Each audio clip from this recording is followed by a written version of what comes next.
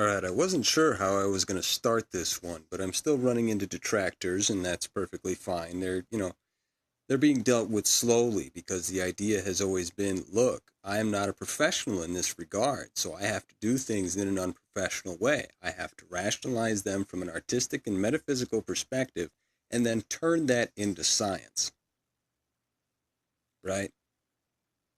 That's not exactly, something that I'm qualified to do. I am not an educated person. I just kind of figured it out. And one of the tricks is like this, right?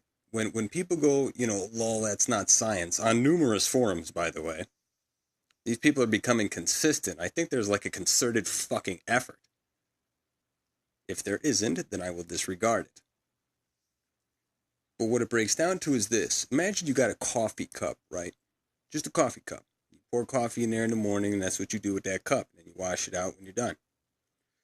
Now, this is how established science works. You walk in, you wake up in the morning, you go to work, you grab your coffee cup, it's got your name on it, it says I love my job or whatever the fuck, number one dad, etc. And you fill it with coffee, you drink your coffee at work, and then you put it back. Now, the problem with this is how established science works. Where you go, this is consistent, it's a repeatable thing, everybody has seen it done, that's how it's done. All right, cool.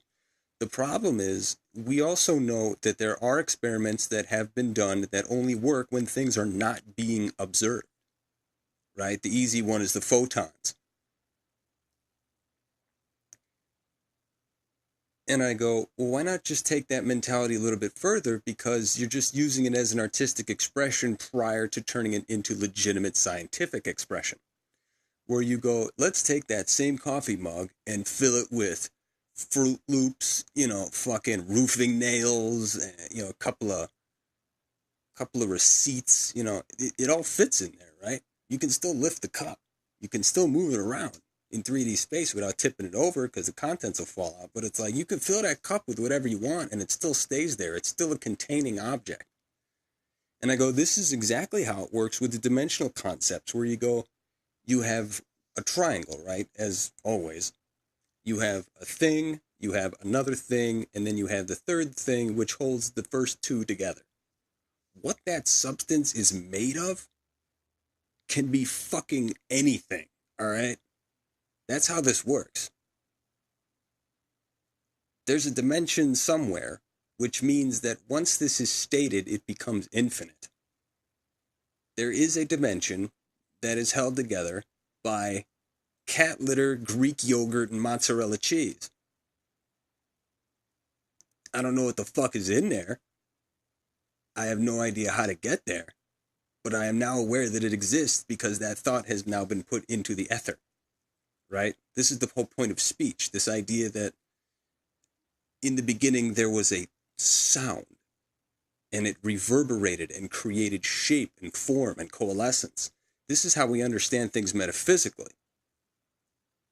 And I said before, the only problem is, or the only difficulty I personally have, is the ability to translate this into scientific fact. Like, we can make the comparison for the Big Bang, and then the expansion, and then the drifting of galaxies, because I'm under the impression that the drifting of galaxies is not the big stretch, nor is it going to snap back.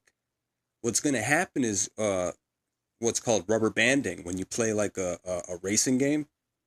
When the player ahead gets so far ahead that you start moving faster to catch up with it.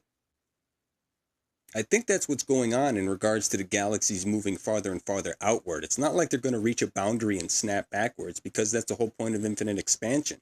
It's only infinite in this dimension. This dimension itself is infinite, but it is one infinite dimension of an infinite multiverse. There is infinite space because there is always infinite space. Like, that's a for instance, that's a matter of fact. We already can rationalize, there's the key word, we can already rationalize that the multiverse will continue to expand infinitely. There is nothing to bump up against it, and if there is, it's probably going to bump up against another multiverse.